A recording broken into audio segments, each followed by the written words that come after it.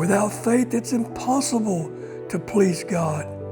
But with faith, all things are possible, and there's nothing too hard for God. That's one of the most wondrous works He did in my life. Psalms 105, verse 2 says, "Talk of all of God's wondrous works." And that's what I want to do today. I want to mention one of His wondrous works that He did in my life 30 years ago. In 1996, I'd heard the words spoken over me 4 times, "You're going to die if we don't do this. You're going to die if we don't do this." What was it that they needed to do in order for me to live and not die? That's what I want to share with you. Let's get into it.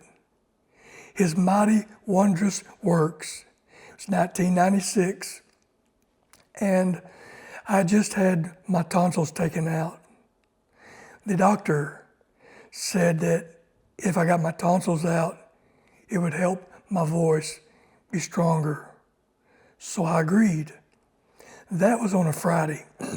After surgery, he told me, "Now, your tonsils, there was no bleeding from the 2 areas that I cut, hardly none. So if you start bleeding, get to the hospital right away." And I said, "Okay." Got out of surgery.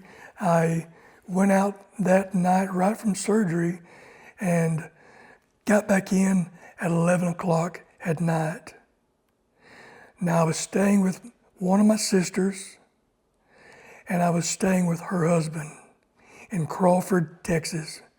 We were about 20 minutes, 25 from the hospital where we lived.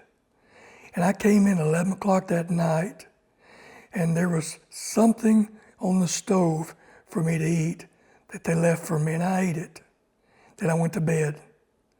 I woke up sometime in the wee hours of the morning, and I woke myself up because I kept swallowing. I was dreaming I was swallowing, and when I woke up, I was swallowing. And I couldn't stop swallowing, so I went into the bathroom, and I spit in the sink, and blood, a lot of blood just was coming out. So I knew at this point that what the doctor had told me could take place was taking place. I didn't know how long I'd been bleeding, but evidently whatever I ate before I went to bed caused it to start bleeding. So however long I was asleep, probably was several hours, I'd been bleeding that whole time. So I went into the room where my sister was and her husband, and I shook her and woke her up and said, "I'm bleeding. I need to get to the hospital. Take your time. I'll meet you downstairs." And I took a cup with me to spit in because I didn't want anything to happen inside the car, and I knew that a lot of blood was coming out, and I would spit in that cup. They got dressed, got in the car, and from a 25 minute drive, we got there in maybe 10 minutes. They drove really fast. And they got me to the hospital, the ER, and she ran inside to tell them the situation. They brought a wheelchair out to me. I got in the wheelchair. And immediately, when I got into the emergency doors that opened automatically, my stomach was full of blood, and I knew it. And I was nauseated, and I just vomited it all up right there in the doorway, all over the place. And when I had done this, everybody just ran back, and I don't blame them. I would have done the same thing. They just all scattered. Well, they took me back to the ER right away into the little prep room where they had me, and they started to put tubes down me to take me to surgery. But I couldn't stop spitting up blood and throwing up blood. So they told me right away, they said, we've got to give you some blood or you're going to die. And I said, I'm not taking no blood. Now, I wasn't not taking any blood because of religious preferences. The only reason why I wasn't taking blood was because God had told me that He called me to preach. And I knew I couldn't die. And so I said, I'm not taking no blood. So they kept trying to get a tube in me, but I couldn't get a tube in me because I had to spit and throw up. And we did this for, it seemed like forever, but it probably was only maybe 5 or 10 minutes. They got on the phone, called the doctor that did the surgery so he could come up there, meet me in surgery again, and cauterize those two areas. Back in those days, there wasn't a surgeon just on call that was already there to do the procedure. They called your doctor who did the surgery, and they did. So 3 times they kept coming to me telling me, you need to put some blood in you or you're going to die. And each time I said, I'm not taking no blood. They got frustrated, and I don't blame them for being frustrated because they was just trying to help me. And the last time she came to me, she said, you don't understand. You've lost way too much blood. If we don't give you some blood, you're going to die today. But I knew I couldn't die because God had told me I was called to preach, and I hadn't really done any preaching yet.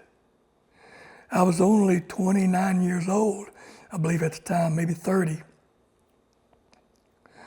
So once they come to that conclusion, they realized I wasn't doing anything and I wasn't going to take any blood, and it was useless to keep trying to tell me that I needed it. So they agreed just to rush me out of the ER into the surgery room. When they got me in the hallway, another sister of mine, Sandy, and she's still here with us today and she can validate. She come along the side of the gurney where I was at, and she said, Andy, I'm here. I want to let you know I'm here and that I'm praying. And I looked to her and I said, Sandy, I can't die because God has called me to preach. And they took me back into the surgery, and I remember they put something on my nose to breathe and put something up my arm, and before you knew it, I was out. The surgery was successful. My doctor showed up. And I remember waking up after the surgery in the waiting area, recovery room, and they took me up to my room. And when I went up to my room and I looked in the mirror, I was white as a sheet. I mean white. I didn't even know myself. I looked dead. I looked like a dead person. And then other people would come up there and would see me. And I went back to work, I guess the following week, I believe it was, because I was released to go back home. I couldn't do anything to exert a lot of energy. I couldn't pick nothing up, but I could go back to work, I believe it was. And I went back to work. And there was a factory, Spinco Medical, and there were 300 people that was employed there. And everybody started calling me Casper. Casper, the friendly ghost. Because I was so white, and it took a long time for the skin color to come back into what it should have been, what it was before I lost so much blood. You see, I knew that it was impossible for me to die because God had something for me to do. And God that day reached in and intervened in a situation where they kept telling me, this is what's going to happen to you. And I kept pushing back on it, saying, this is not going to happen to me. And that's the way it is sometimes in life. I don't know what situation you're in. I don't know what your boss has told you. I don't know what the doctor's told you. I don't know what your husband or your wife or your kids have told you. All I know is that when God has told you something and He's going to do it, and someone else tells you the opposite, and your circumstances and your situations are telling you the opposite is going to happen, it's time for you to step up in faith, rise to the situation, and speak to the mountain and say, I rebuke that. This is not going to happen to me. It's not going to happen to my spouse. It's not going to happen to my kids. And it certainly isn't going to happen to my grandkids. No matter the situation, no matter what the doctors are telling you, don't listen. Without faith, it's impossible to please God. But with faith, all things are possible, and there's nothing too hard for God. That's one of the most wondrous works He did in my life. But it wouldn't have happened if I would have not pushed back upon the word that God gave me and stood in faith when it looked like I was going to die to them. But the truth is, those were the facts, but the truth is, I could have never died, period.